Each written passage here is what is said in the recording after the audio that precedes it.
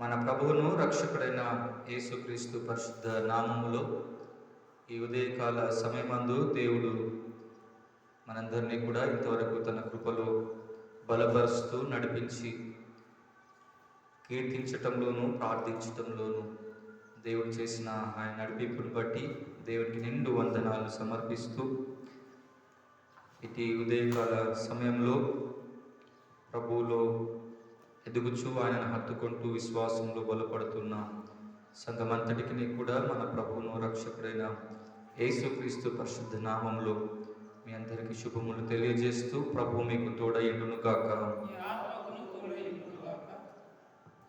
ఈ ఉదయకాలము యెషయా గ్రంథము 10వ అధ్యాయాన్ని మనం ధ్యానిస్తూ ఉండగా ఈ 10వ అధ్యాయం అంతట్లో కూడా మనం 2 విషయాలను మనం గమనిస్తాం. మొదటి విషయమేమో అష్షూరు రాజ్యము ఏ విధంగా పతనం లేదా వారి పాపము ఎలా వారి జీవితంలో పెరుగుతూ ఉంది అని, రెండవది ఇప్పటి వరకు పాపం ద్వారా దేవుని తీర్పుకు ఆయన కోపానికి గురి అయిన యూదా యెరూషలేము తిరిగి బలాన్ని ఎలా పొందుకోబోతుంది అనే 2 ప్రాముఖ్యమైన విషయాలు మనం చూస్తాం. అయితే 9వ అధ్యాయంలో మనం ధ్యానిస్తూ ఇశ్రాయేలు ప్రజల యొక్క పాపం ఎలాంటిది అనేది మనం చూసినాం కదా. ఆ కంటిన్యూషన్లోనే 10వ అధ్యాయం మొదటి 4 వచనాలు కూడా ఇశ్రాయేలు జీవితం యొక్క చివరిగా అంటే ఆ 4వ పాపాన్ని, వారు చేస్తున్న అతిక్రమాన్ని దేవుడు చూపిస్తూ ఇశ్రాయేళ్ల పాపాన్ని చూడండి. 10వ అధ్యాయంలో మొదటి 4 వచనంలో రాయబడ్డ మాట, మీరు అన్యాయంగా బ్రతుకుతా ఉన్నారు. దేశంలో న్యాయాన్ని తీసివేసి 3 విషయాలు రాయబడ్డాయి. మీరు విధవరాంలను, అనాథలను, బీదలను అణిచివేస్తూ మీరు గొప్ప వాళ్ళు అవ్వాలని ప్రయత్నం చేస్తూ ఉన్నారు. ధనవంతులు అవ్వాలని మీరు దోచుకుంటా ఉన్నారు. ఎవరిని? బీదలను, అనాథలను, మూడోది విధవరాలను. మీరు ఈ విధంగా అన్యాయం చేస్తూ బ్రతుకుతూ ఉన్నారు. నిన్నటి దినం నుంచి కూడా మనం ధ్యానిస్తే, నిన్నటి దినం నా చెప్పబడ్డ మాట, మీరు గర్వముగా బ్రతుకుతూ మొదటి పాపాన్ని మనం చూసినాం. రెండవది, మీ భక్తిహీనత చాలా ఎక్కువైపోయింది. మూడవది, మీరు ద్వేషంతో బ్రతుకుతున్నారు ఒకరి మీద ఒకరు. నాలుగవది, మీరు అన్యాయంగా బ్రతుకుతున్నారు. ఇట్లా బ్రతుకుతూ ఈ 10వ అధ్యాయం ఆ 4వ వచనంలో 3-4 వచనం రాయబడ్డ మాట, ఇలా బ్రతుకుతూ మీరు ఎట్లా తప్పించుకుందాం అనుకుంటున్నారు? అందుకే ఈ మాట చూడండి, 3వ వచనం చదువుతాం. దర్శన దినమున దూరం నుండి వచ్చి ప్రళయ దినమున మీరేమి సహాయం అందుటకు ఎవరి యొద్దకు మీ ఐశ్వర్యమును ఎక్కడ? వారు చెరపట్టబడిన వారి క్రింద దాగుకొని ఉన్నారు, హతులైన వారి క్రింద. దేవుడు ఇంత భయంకరమైన మీరు పాపాన్ని చేస్తూ ఉన్నారు కదా, మరి దేవుడు తీర్పు తీర్చినప్పుడు మీరు ఎక్కడికి పారిపోతారు?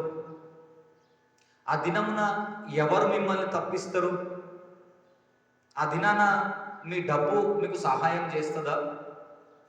ఆ దినాన మీరు బ్రతికిన విధానము మిమ్మల్ని కాపాడుతుందా అని దేవుడు తన ప్రజలను ప్రశ్నిస్తూ ఉన్నాడు. అంటే మనమేమి అర్థం అంటే గుణపాఠం నేర్చుకోవాలి అంటే, పాపం చేసిన ఎవరైనా దేవుని కళ్ళ నుండి తప్పించుకోలేము. ఎవరమైనా కూడా, నేనైనా మీరైనా ఎవరైనా కూడా పాపము చేసి దేవుని దృష్టి నుండి మనం ఎవరము తప్పించుకోలేము. అందుకే వాక్యం అంటది, కన్నులున్నవాడు చూడక మానునా అని అన్ని చూస్తాడు ఆయన. నువ్వు చీకట్లో చేసింది కూడా వెలుగులో చూస్తాడు దేవుడు. అలా 9వ అధ్యాయం నుంచి 10వ అధ్యాయం 4వ వచనం వరకు కూడా ఇశ్రాయేలీల పాపం అంతటిని మనం చూసినాం. ఇప్పటి వరకు ఒక భాగం. ఇప్పుడు రెండవ భాగం అంటే 10వ అధ్యాయంలో మొదటి భాగం ఏంటిది అంటే 5వ వచనము ఈ విధంగా ప్రారంభమైతే చూడండి. అశ్షూరీయులకు శ్రమ. ఇప్పుడు ఇక మిగతా అధ్యాయం అంతా 19 లేదా ఈ అధ్యాయం అంతా కూడా దేనికి ఏంటిదయ్యా అంటే ఇప్పటి వరకు అశ్షూరు రాజ్యము అన్నిటినీ జయిస్తూ జయిస్తూ ఇశ్రాయేల్ని జయించినారు. ఇశ్రాయేల్ని జయించి ఇప్పుడు యూదా యెరూషలేము దగ్గరికి సమీపించినారు. సమీపించి యూదాను జయించాలని, నాశనం చేయాలని ఆలోచన కలిగి ఉన్నప్పుడు దేవుడు ఇప్పుడు ఎవరికి తీర్పు తీరుస్తున్నాడో తెలుసా? అశ్షూరీయులకు తీర్పు తీరుస్తా ఉన్నాడు. ఒక్కసారి 5-6 వచనాలు మీరు కొన్ని మాటలు చదివితే మనం మిగతాయి త్వరగా ధ్యానం చేద్దాం. వారు నా కోపమునకు సాధనమైన దండము, నా దొడ్డుకర్ర, నా ఉగ్రత వారి చేతిలో. భక్తిహీనులకు జనం మీదకి నేను వారిని పంపెదను. దోపుడు సొమ్ము దోచుకొనుటకును, కొల్లబెట్టుటకును, వీధులను త్రొక్కించుటకును, నా ఉగ్రతకు పాత్రులకు జనులను గురించి వారికి. మీరు జాగ్రత్తగా ఆ వచనాన్ని చదివితే మీకేం అర్థం అవ్వాలో తెలుసా? దేవుడు తన నామాన్ని ఎరగని ఒక జనాంగాన్ని, తన నామము ఎరిగిన జనాంగానికి బుద్ధి చెప్పటానికి దేవుడు అశ్షూరును వాడుకుంటున్నాడు. అందుకేమన్నా తెలుసా? నా సాధనం నువ్వు.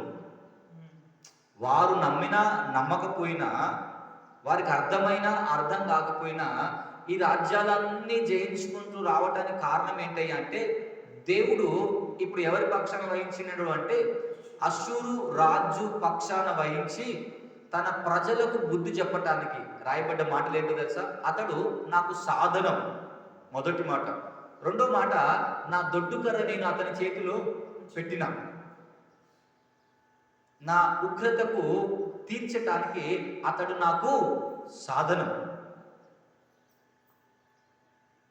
అశ్షూరుకి ఇంత బలమిచ్చిన వాడు ఎవరిప్పుడు? యెహోవా దేవుడు. అంటే తనని అన్ని రాజ్యాలపైన విజయాన్ని ఇస్తూ మంచి ఏమంటారు పవర్ఫుల్ రాజ్యంగా దేవుడు తయారు చేసి అందరికీ బుద్ధి చెప్పాలని దేవుడు ఏర్పాటు చేసుకున్నాడు. జాగ్రత్త వినండి. దేవుడు ఓ అన్య రాజుని లేదా ఒక అన్య బిడ్డని తన బిడ్డలకు బుద్ధి చెప్పటానికి దేవుడు తనని శక్తివంతంగా మార్చినాడు. దేవుడు తనను వాడుకుంటా ఉన్నాడు సాధనంగా. అయితే ఇప్పటి వరకు బాగానే ఉంది. ఇప్పుడు అశ్షూరు రాజు జీవితంలో కూడా ఎప్పుడైతే ఒక్కొక్క రాజ్యం జయిస్తూ జయిస్తూ యెరూషలేము దాకా ప్రవేశించినాడో ఇప్పటి వరకు బాగానే ఉన్నాడు. దేవుని చేతిలో పాత్రగా వాడబడ్డాడు. సడన్గా యెరూషలేము దగ్గరికి రాగానే ఇప్పుడు అతని ఆలోచన విధానం అంతా మారుతుంది. ఇప్పుడు చూడండి అశ్షూరు ఏ విధంగా ఆలోచించటం ప్రారంభించిందో మనం చూస్తాం. 7వ వచనం చూడండి. అయితే అతడు అది అతని ఆలోచన కాదు, నాశనము చేయవలనని నిర్మూలం చేయవలనని అతడు ఎట్లా అనుకొనుచున్నాడు. చాలు. ఇప్పటి వరకు దేవుడు ఏమనుకున్నాడో చూసినాం మనం. 5-6 వచనాలలో దేవుడు అశ్షూరు పట్ల ఏమి ఆలోచన కలిగి ఉన్నాడు, ఎలా అతన్ని వాడుకుంటున్నాడు అనేది చూసినాం. ఇప్పుడు కింది భాగం అంతా కూడా చివరి మట్టుకు అశ్షూరు అసలు ఆయన ఏమనుకుంటున్నాడు తన జీవితంలో. ఎక్కడో మన జీవితంలో ఉండాల్సిన మనల్ని దేవుడు కాపాడి లేవనెత్తి ఈ స్థితికి తీసుకొచ్చిన తర్వాత దేవుడేమో చాలా ఆలోచించి ఓ ప్రణాళిక కలిగి ఉండి మనల్ని సాధనంగా వాడుకొని నిలబెట్టినాడు. అంత అయిన తర్వాత ఇప్పుడు మనమేం ఆలోచిస్తాం?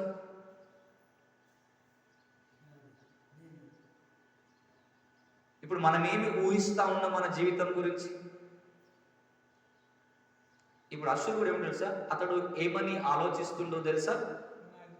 అతని ఆలోచనలు ఏ విధంగా మారినాయో ఒకసారి మనం చూద్దాం. చూడండి ఏ విధంగా మారుతాయో తెలుసా?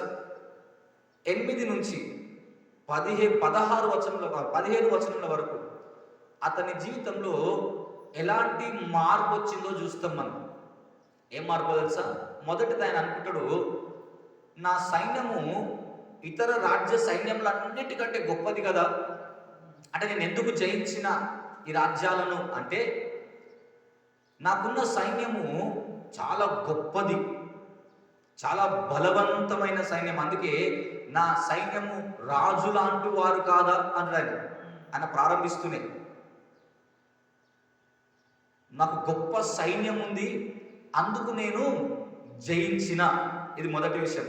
రెండో విషయం చూడండి ఏమని ఆలోచిస్తున్నాడు అంటే, ఆయా రాజ్యాలను జయిస్తూ జయిస్తూ అన్ని చిన్న చిన్న రాజ్యాలు జయించిన కదా, యెరూషలేముని జయించడం పెద్ద సమస్య ఏమి కాదు అనుకున్నాడు.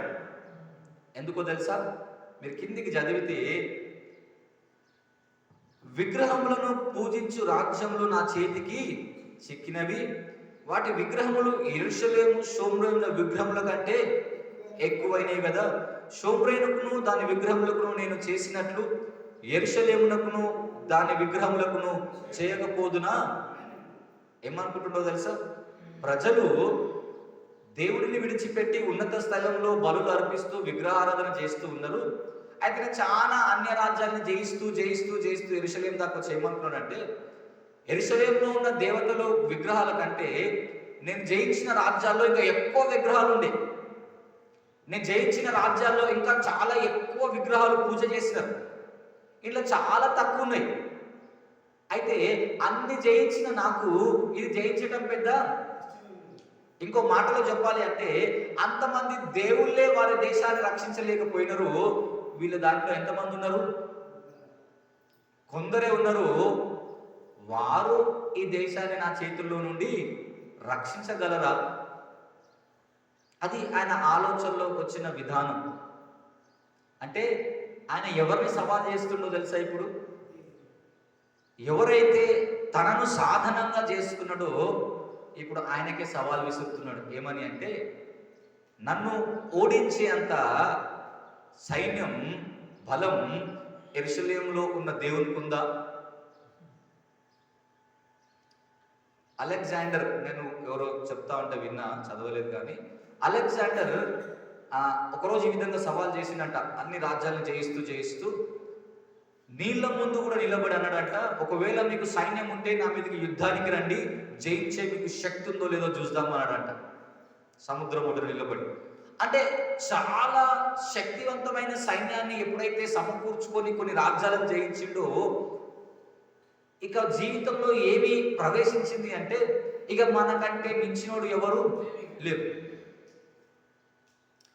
క్రైస్తవ విశ్వాసంలో అతి భయంకరమైన పాపం ఏంటో తెలుసా? స్వనీతి. అంటే కొద్దిగా ప్రార్థన చేయటం నేర్చుకున్న తర్వాత, కొద్దిగా దేవుడు మనల్ని వాడుకుంటూ, కొద్దిగా దేవుడు మనల్ని బలపరుస్తూ, మనం ప్రార్థన చేసినప్పుడు ఆయా వ్యక్తులను ఆయా పరిస్థితులను బాగు చేస్తూ ఉన్నప్పుడు మెల్లమెల్లగా కాన్సన్ట్రేషన్ దేవుడి నుంచి ఎవరి మీదకి మళ్ళుతుందో తెలుసా? మన మీదికి మళ్ళుతుంది. అందుకే నేను ప్రార్థన చేస్తానండి, నేను ప్రార్థన చేస్తే బాగవుతుంది, నేను చేస్తానండి. దేవుడి నుంచి ఎక్కడికి వస్తామో తెలుసా? నేను అనే పరిస్థితికి వస్తాను. అందుకే విశ్వాసంలో చాలా జాగ్రత్తగా ఉండాల్సింది ఏంటిదంటే, దేవుడు వాడుకుంటున్నప్పుడు కొద్ది రోజులైన తర్వాత నేనే అనే పదం రావద్దిగా. బహుశా అశ్షూరు జీవితంలో అదే జరుగుతూ ఉంది ఇప్పుడు. ఆయన దేవుని సాధనంగా ఉన్నప్పుడు అన్ని రాజ్యాలను జయిస్తూ వస్తున్నాడు. యెరూషలేముని జయించడానికి కూడా దేవుడే పంపించినాడు. కానీ ఏమనుకుంటున్నా తెలుసా? పంపించిన దేవుణ్ణి ఆయన సవాలు చేస్తా ఉన్నాడు. ఇప్పుడు 13వ వచనం చూడండి. నేను వివేకిని, నా బాహుబలం చేతను. అంటే ఎలా జయిస్తున్నవన్నీ? నేను నాకు బాగా జ్ఞానం ఉంది, యుద్ధ ప్రావీణ్యత గలవాడిని నేను, యుద్ధం ఎలా చేయాలో నాకు తెలుసు. నేను జ్ఞానంతో ప్రణాళికలు రచించి సైన్యాన్ని సమూకరించి ఈ రాజ్యాలన్నీ నేను జయించుకుంటూ వచ్చిన. అది ఆయన ఆలోచన విధానంలో ఎలా ఉన్నాడు. ఇప్పుడు కిందికి రండి, ఏమంటాడు, నేను ఏమేమి చేసినాయి అంటే ఆ 14వ వచనం అంతా కూడా ఏమని రాయబడ్డది అంటే, నేను నా జ్ఞానంతో ప్రణాళికలు చేసి రచించి అన్ని రాజ్యాలను జయించిన అంత మాత్రమే కాదు, ఈరోజు జయించిన రాజ్యాలన్నింటిలో ఉన్న ధనాన్ని సంపాదించుకొని నేను చాలా గొప్పనైనా ప్రతి రాజ్యాన్ని తుడిచిపెట్టేసిన, నేను అక్కడ ఏమున్నా నేను ఆక్రమించేసుకున్నా, ఏదున్నా నేను దోచుకున్నా. ఇప్పుడు నా దగ్గర డబ్బు కూడా ఏమీ కొదవ లేదు. ఇవన్నీ విషయాలను ఆలోచిస్తూ ఏమన్నా తెలుసా, మొదటిది, నా అధిపతులు రాజుల వంటి వారు కారా. యెరూషలేము పట్టణము అన్ని పట్టణం వల్లే ఓ చిన్న పట్టణం కాదా.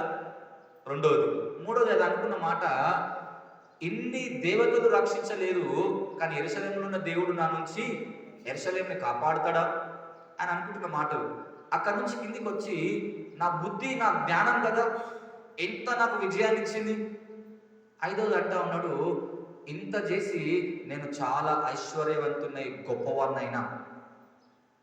అంటే ఈ విధంగా తన దేవుని చేతిలో పాత్రగా మారిన అష్షూరు కొన్ని రాజ్యాలు జయించేసరికి తాను గర్వంగా ఫీల్ అవ్వటం ఆలోచించింది.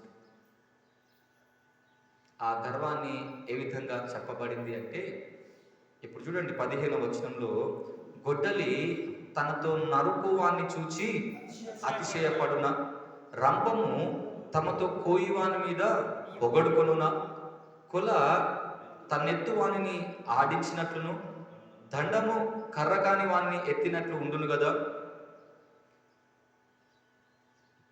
రంపము ఎప్పుడు బలమైందని తెలుసా, వాడిన వాని పట్ల. ఈ మాట ఉంటుంది ఏంటంటే, కోటి రాగాలు వాయించే వీణ వాయించేవాడు లేకపోతే పనికిరాదు. కోటి రాగాలు వాయించే వీణ కూడా వాయించేవాడు లేకపోతే పనికిరాదు.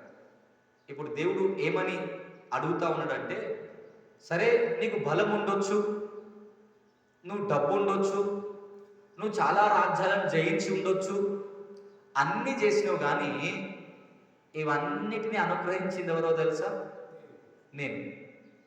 నేను లేకపోయి ఉంటే, నేను వాడుకోకపోయి ఉంటే, నేను గనక నీకు బలం ఇచ్చి ఈ రాజ్యాలన్నీ జయించడానికి పంపించకపోయి ఉంటే అసలు ఎక్కడ ఉండేటోనివి? అసలు నీ పరిస్థితి ఏంది? నీ గురించి ఎవరికి తెలుసు అసలు? దేవుడు ఇప్పుడు ప్రశ్నిస్తున్నాడు దేవుడు. మీరు అతిశయించవచ్చా? జయించినమని, ఏదో కొద్దిగా తెలుసని గర్వపడొచ్చా అని దేవుడు ప్రశ్నించి, నువ్వు ఇంతగా మారినావు కదా, ఏ దేశాన్ని అంటే ఏ యెరూషలేమును చూసి నువ్వు చిన్నది, ఆఫ్టర్ ఆల్ ఇదెంత అని అనుకుంటున్నావు కదా, ఇక్కడ దేవతలు చాలా తక్కువ ఉన్నారు కదా, విగ్రహాలు చాలా తక్కువ ఉన్నాయి, నేను జయించిన రాజ్యాల్లో ఎక్కువ విగ్రహాలు ఉండే వాళ్ళే రక్షించలేరు అంటున్నావు కదా అని. ఇక్కడ నుంచి దేవుడు ఏం మాట్లాడతాడో తెలుసా? ఎవరిని చూసైతే నువ్వు వెక్కిరించినవో, ఎవరిని చూసైతే నువ్వు హేళనగా మాట్లాడి అవమానపరిచినవో, ఇక్కడి నుంచి రాయబడ్డ మాటలు ఏంటో తెలుసా? నువ్వు వెక్కిరించిన వారిని, నువ్వు అవమానపరిచిన వారిని నేను ఇప్పుడు తిరిగి బలపరచటం స్టార్ట్ చేస్తా. అంటే ఎవరిని చూసి నువ్వు బలహీనులు అనుకున్నావో వారి ద్వారానే ఇప్పుడు నువ్వు ఓడిపోతావు. అది దేవుడు చెప్తా ఉన్న మాట. ఇక్కడి నుంచి చివరి మట్టుకు కూడా అష్షూరు గురించి. అందుకే ఈ మాట మనం చదివిన 17వ వచనం చూడండి. ఇశ్రాయేలు యొక్క వెలుగు అగ్నియు అతని పరిశుద్ధ దేవుడు, అది అష్షూరు యొక్క బలురక్కసి చెట్లను, గచ్చ పొదలను అంటుకొని ఒక్క దినమున వాటిని. ఈ మాట ఎప్పుడు నెరవేరుతుందో తెలుసా? హిజ్కియా పరిపాలనకు వచ్చిన తర్వాత ఒకే ఒక రోజుల 185,000 మంది సైన్యాన్ని చంపేస్తాడు ఆయన, ఒకే రోజు. ఎవరిని చూసైతే మీరు తక్కువ, మీరు మీ దేవుడు కాదు, మీరు చాలా బలహీనులు అని అవమానపరిచిండో, ఇప్పుడు ఎవరైతే అవమానపరచబడ్డరో దేవుడు వారిని ఎలా మార్చిండో తెలుసా? బలవంతులుగా, శక్తివంతులుగా మారుస్తా ఉన్నాడు. ఎవరిని చూచి కూడా మనం తక్కువ అంచనా వేయొద్దు. ఓ సందర్భంలో పలానా వారు వాక్యం చదువుతారు, వాళ్ళకి వాక్యం ఇవ్వండి అని అంటే ఒకరు ఏమన్నారంటే, వాళ్ళు చదవరయ్యారు, వాళ్ళకి చదువు రాదు, వాళ్ళు ఏం చదువుతారో అది అన్నాడు. ఒకసారి అడగలేక అడుగు అని నేను అన్నాను.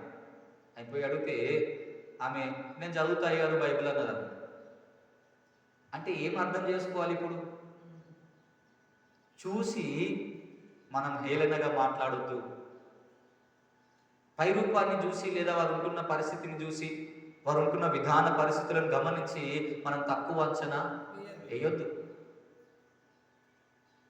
వారు చదవగలరని ఆమె అంటే నాకు కూడా తెలియదు, కానీ నేను చదువుతుందేమో అని ఒక చిన్న ఆలోచన కలిగి ఉండే నాకు అంతే. దేవుడు అశ్షూరుని అదే అంటే అదే సవాల్ చేసింది. ఇప్పుడు ఎవరిని చూసి బలహీనులు అన్నవో ఇప్పుడు వారిని నేను నీ మీదికి పంపిస్తా. వారే ఇప్పుడు నీ రాజ్యాన్ని పతనము చేస్తారు.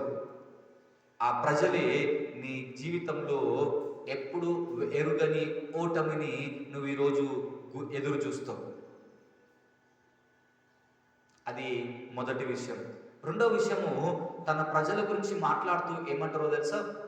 రెండవ భాగాన్ని మీరు 20 నుంచి 23 వరకు చూస్తే కనుక, ప్రజలు ఇప్పటి మట్టుకు దేవునికి దూరంగా బ్రతకటం స్టార్ట్ చేసినారు కదా. ఉన్నత స్థలంలో బలులు అర్పిస్తూ దేవుడు, మనం ఇప్పటి వరకు చూసిన 8వ అధ్యాయం వరకు కూడా దేవుడు ప్రతిసారి ప్రశ్నిస్తా ఉన్నాడు.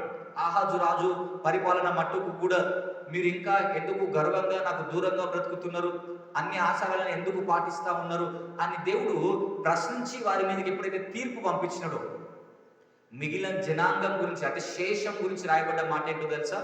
ఒకటే పదంలో చెప్తా, వీరు తిరిగి దేవుని ఆశ్రయించటం ప్రారంభిస్తారు.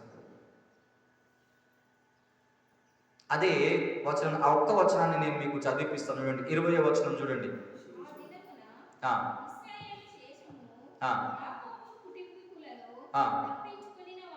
తప్పించుకున్న వారును సత్యమును బట్టి ఇశ్రాయేళ్ల పరిశుద్ధ దేవుడని యెహోవాను నిజముగా. ఇప్పుడు ప్రజలు దేవుడు బలవంతులుగా మార్చిండు, మొదటిది. రెండోది ఏమంటుందో తెలుసా? ప్రజలు తిరిగి నా చెంతకు రావటము ప్రారంభిస్తారు. ఎవరిల్లు వచ్చిన వారు అంటే, పాపము చేసి పతినం అయిపోయి మిగిలిన శేషం ఉంది కదా, ఆ మిగిలిన శేషము భక్తి గల జనాంగంగా నివసిస్తారు. వారు తిరిగి దేవుడికి ప్రార్థించటం, దేవుణ్ణి ఆశ్రయించటం, దేవుణ్ణి వేడుకోవటము తిరిగి ఈ మిగిలిన జనాంగం ప్రారంభిస్తారు.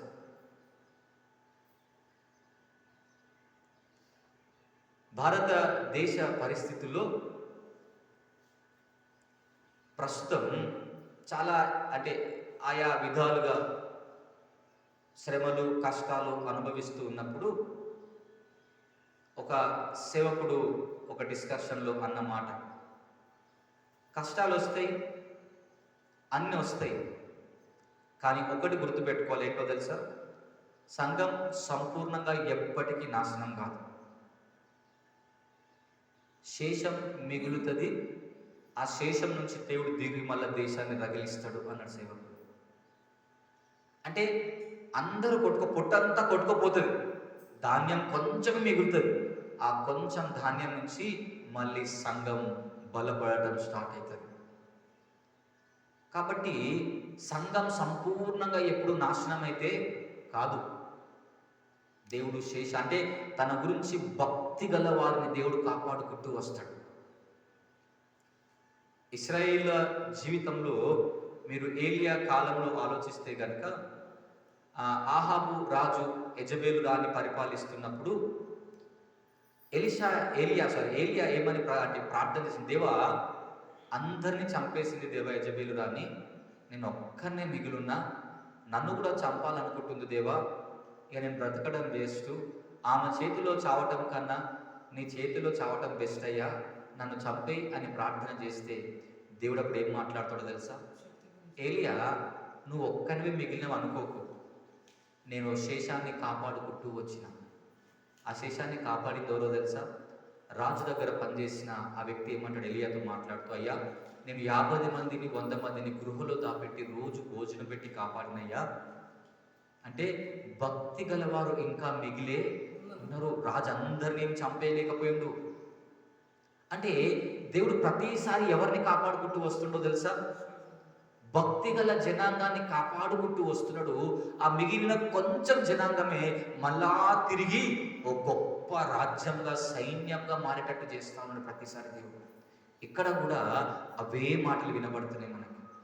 మిగిలిన శేషము తిరిగి వస్తుంది నా దగ్గరికి. అప్పుడు వారు తిరిగి రాజ్యంలో బలవంతులుగా, భక్తిపరులుగా మారటం స్టార్ట్ చేస్తారు. ఇది రెండో విషయం. మూడో విషయం చూడండి, ఎప్పుడైతే ప్రజలు దేవుని వైపుకి తిరుగుతారో 24 నుంచి 27 వరకు రాయబడే మాటలు ఏంటో తెలుసా? దేవుడు వారిని ఆదరించటం ప్రారంభిస్తాడు. అంటే అశ్షూరు రాజు వచ్చినాడు, మమ్మల్ని జయిస్తున్నాడు, అయ్యో మాకు భయం అవుతుంది, మేము ఎలా బ్రతకాలి అనుకున్న ఆ ప్రజలకి దేవుడిని ఆశ్రయించినప్పుడు దేవుడు ఏమిచ్చిండో తెలుసా?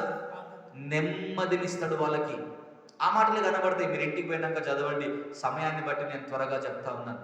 దేవుడు నెమ్మది పరుస్తాడు వాళ్ళని. అంటే మీరు భయపడొద్దు, మీరు అశ్షూరుని చూసి దిగులు చెందకండి, నన్ను ఆశ్రయించినారు కదా, నేను మీకు ఈరోజు నెమ్మదిని, సమాధానాన్ని నేను అనుగ్రహిస్తాను. కాబట్టి కష్టంలో ఎవరి వైపుకు తిరగాలి? దేవుని వైపుకు తిరగాలి. అప్పుడు దేవుడు ఏం చేస్తాడు? మనల్ని ఆదరిస్తాడు దేవుడు. అందుకే ఆమోసు రాస్తా ఉంటాడు, మీరు యెహోవాను ఆశ్రయించినలా మీరు జీవించదరు. మీరు అన్యాయంగా, అక్రమంగా బ్రతికినారు, కానీ ఒక్కసారి మీ జీవితాలను సరిదిద్దుకొని ఆలోచించి దేవుని వైపుకు తిరిగితే, దేవుడిని ఆశ్రయిస్తే దేవుని ద్వారా మీరు జీవిస్తారు. ఇప్పుడు అదే మాట ఇక్కడ కూడా రాయబడ్డది. యెషయా గ్రంథం 10వ అధ్యాయంలో, మీరు దేవుని వైపుకు తిరిగినరు లేదా ఆశ్రయించినరు, దేవుడు మీ కష్టంలో అశ్షూరు పట్ల మీరు భయపడతా ఉన్నారు, కానీ దేవుడు మీకు ఏం అనుగ్రహించిందో తెలుసా? నెమ్మదిని అనుగ్రహిస్తాడు. అది మూడో విషయం.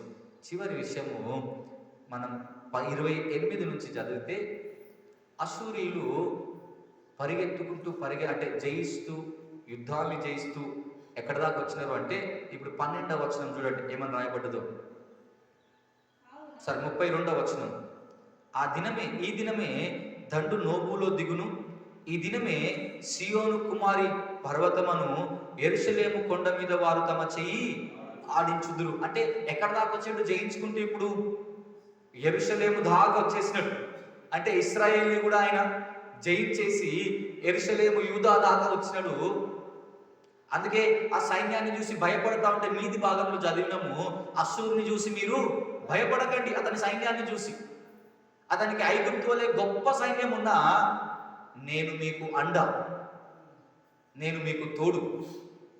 ఆ మాట చెప్పి చివరి 2 వచనాల్లో ఏమంటాడు అంటే, అశ్షూరు ఓడిపోతుంది, మీరు టెన్షన్ పడవద్దు. అశ్షూరు సమూల నాశనం కాబోతుంది, అశ్షూరు ఓటమి పాలవుతుంది. రోజు ఎవరు పోరాడినారు ఇప్పుడు? దేవుడే తన ప్రజల పక్షాన పోరాడుతూ ఉన్నాడు. నిర్గమకాండము 1వ అధ్యాయం మనం జాగ్రత్తగా చదివితే ఒక మాట ఖచ్చితంగా రాయబడింది. ఏంటంటే, ఐగుప్తులో ఇశ్రాయేల్ని శ్రమ పెడుతున్న కొలది వారు విస్తరిస్తూ ఉన్నారు. విస్తరింపజేస్తుంది ఎవరు? దేవుడు. ఈ విస్తరించే ప్రజల్ని ఆపాలని చూస్తుంది ఎవరు? రాజు. ఇప్పుడు జాగ్రత్తగా చెప్పండి, రాజు పోరాడేది ప్రజలతోనా, రాజు పోరాడేది దేవునితోనా? ఎందుకో తెలుసా? దేవుడేమో విస్తరింపజేస్తా ఉన్నాడు, దేవుడు చేస్తా ఉన్నాడు, కానీ రాజేమో ఆపాలని చూస్తా ఉన్నాడు. సో రాజేమనుకున్నాడు, ఇది చిన్న జనాంగం, స్వల్ప జనాంగం, గొప్పలు అవుతున్నారు కాబట్టి అణిచివేద్దాం అనుకుంటున్నాడు. కానీ కొద్ది మందిని దేవుడు ఎలా చేసిండు? గొప్ప వారినిగా చేసిండు. ఎందుకు చేయగలిగిండు? ఆ కొద్ది మంది నమ్మకంగా, నిజాయితీగా దేవుని ఆరాధిస్తూ ఉన్నారు. అందుకే ఆ సిప్రా పుయ్య గురించి రాయబడ్డ మాట, వారు దేవుని యందు భయభక్తులు గలవారు కాబట్టి ఆ పని చేయలేకపోయారంట. అంటే కొద్ది మంది భక్తిగా బ్రతకటంతో ఎలా విస్తరించారంటే ఐగుప్తుని భయపెట్టే అంత విస్తరించినారు వాళ్ళు. యెరూషలేము శేషమే మిగిలిండొచ్చు, కానీ ఆ శేషానికి ఎవరు తోడున్నారో తెలుసా? సైన్యములకు అధిపతియగు యెహోవా. సైన్యములకు అధిపతియగు యెహోవా చెప్పే మాట, మీరు చింతపడొద్దు. అందుకే చూడండి 33వ వచనంలో, చూడుడి ప్రభువును సైన్యములకు అధిపతి యెహోవా భీకరంగా కొమ్మలను ఉన్నతమైనవి ఆయన అడవి పొదలను ఇనుప కత్తితో కొట్టివేయును, లెబానోను బలవంతుడైన ఒకని చేత. ఆయన ఎంత ఎత్తు ఎదిగిందో అశ్షూరు, ఎంత ఎత్తు అన్నా ఉండని, ఎంత బలమన్నా ఉండని, ఒక చెట్టు నరకబడినట్టుగా అశ్షూరు కూడా నరకబడేస్తాడు. ఇది ఎప్పుడు జరుగుతుంది అంటే ఇదే అంటే తర్వాత అధ్యాయంలో చూస్తాం, కానీ సందర్భం ఉంది కాబట్టి చెప్పేస్తున్నా. 609 క్రీస్తు పూర్వంలో దేవుడు బబులోను రాజ్యంలో నెబుకద్నెజర్కి మళ్ళా ఆయనకు బలం ఇచ్చినప్పుడు ఆయన అశ్షూరుని సమూల నాశనం చేసేస్తాడు, సర్వనాశనం చేసేస్తాడు. ఆ తర్వాత మీకు అందుకే అశ్షూరు రాజ్యం ఎక్కడ కనబడదు మీకు చదివితే. అంటే దేవుడు వాడుకున్నప్పుడు అలానే తగ్గింపుతో బ్రతకాల్సిందే. కానీ ఎప్పుడైతే నా సైన్యం, నా బుద్ధి, నా బలం, నా జ్ఞానం, ఈ దేవుడు ఎంత, ఈ ప్రజలు ఎంత అని అనుకుని విర్రవీగిండో, దేవుడు తన గర్వాన్ని అణిచివేసింది. తెలుగులో ఈ సామెత పెరుగుట విరుగుట కొరకే అనే మాట అశ్షూరికి కరెక్ట్గా సరిపోతుంది.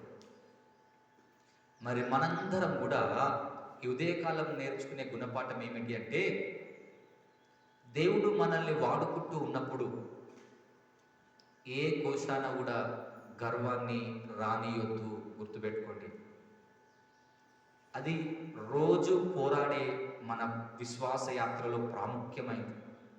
స్వనీతి, గర్వాన్ని అస్సలు రానియొద్దు. ఎంత ప్రార్థనలో ఉన్నా, ఎంతసేపు వాక్యం చదువుతున్నా, ఎంతసేపు మందిరంలో గడిపినా, నేను చేస్తున్నా కాబట్టి జరిగింది, నేను పోయినా కాబట్టి జరిగింది అనేది ఎప్పుడు రానియొద్దు జీవితంలో. నేను కూడా ఈ మాట చెప్పి ముగిస్తాను. నాకు తెలియదు అన్న ఇట్లా యూట్యూబ్లో పెడతా ఉన్నాడని నేను చాలాసార్లు వద్దని చెప్పిన అన్నకి యాక్చువల్గా.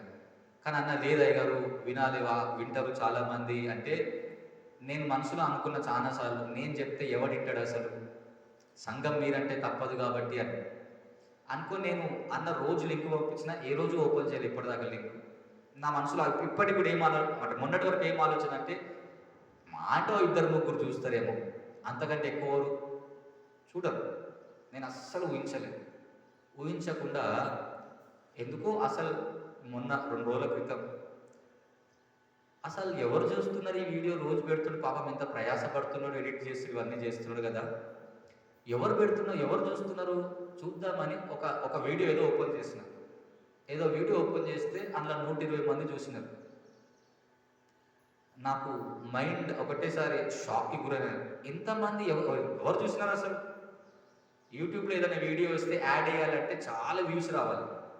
నేను ఫస్ట్ అన్నది వీడియో ఓపెన్ చేయగానే ఫస్ట్ యాడ్ వచ్చింది నాకు. ఈ వీడియోకి యాడ్ రావటం ఏంటి అని చూసి సంబరపడ్డా. కానీ సంబరం ఎట్లా మారిందో తెలుసా నాకు? నేను నా ఫ్రెండ్కి ఫోన్ చేసి వాడు అడగముందుకే చెప్తున్నా, అదే నా వీడియో పెట్టిర్రు 160 మంది చూసిరారా నీకు తెలుసారా అని అడుగుతున్నాను. నేను ఆలోచించింది ఏంటో తెలుసా? మాటలన్నీ చెప్పినాక అసలు నేను ఎందుకు చెప్పిన మాట వానికి? వాడు అడిగిండా నన్ను? అడగలే. అంటే నాకు ఏం గర్వం వచ్చిందో తెలుసా? 160 మంది చూసేసరికి నేను గొప్ప ప్రసంగికునని ఫీల్ అయిపోయింది. కానీ నాకు ఇమీడియట్గా అనిపించింది, అమ్మో ఇదేదో కొంచెం తేడా కొడుతుంది జీవితంలో. సో మళ్ళీ ఏం చేయాలో తెలుసా? జాగ్రత్త పడాలి అని ఆలోచన చేసిన. అడగక ముందుకే 3కి చెప్పిన మాటలు. ఒకటి మైకల్ అన్నకు ఫోన్ చేసి నేనే చెప్పిన, పాపం అన్న చేయలేడు. నేను ఏదో విషయంలో ఫోన్ చేసి ఆ విషయం అంతా మాట్లాడి, అన్న అడగక ముందుకే నేను ఇవన్నీ చెప్తా ఉన్నా అన్నకు. నేను ఈ ముగ్గురికి చెప్పినాక, అదే రోజు చెప్పినాక నాకు అర్థమైంది, ఆ, ఇదేదో తప్పుడు దోవ, నన్ను జాగ్రత్త. గర్వం, స్వనీతి అనేది ఎప్పుడన్నా రావచ్చు, ఎలా అన్నా మన మీదకి అది అటాక్ చేయవచ్చు. కాబట్టి చాలా జాగ్రత్తగా మన జీవితాన్ని కాపాడుకోవాలి. అందుకే మళ్ళీ మొన్నటి నుంచి ఎంతమంది చూసిరని ఓపెన్ చేస్తలే మళ్ళీ, ఎందుకంటే ఎంతమంది చూసిరని తెలిస్తే గర్వము ప్రవేశిస్తుందేమో. ఈ మాటలన్న నెక్స్ట్ డే పెట్టిన వీడియో చూసిన, ఓపెన్ చేసినాక మధ్యాహ్నం ఎప్పుడో చూస్తే 3-4 గంటలైంది, 7 మంది చూసిరని వచ్చింది. ఇమీడియట్గా నేను నాకు టచ్ అయిన మాట ఏంటంటే, చూసినవా 160 మంది చూసినావని గర్వపడితే ఎంతమంది చూసిరో తెలుసా? 3 గంటలల్లా 7 మంది.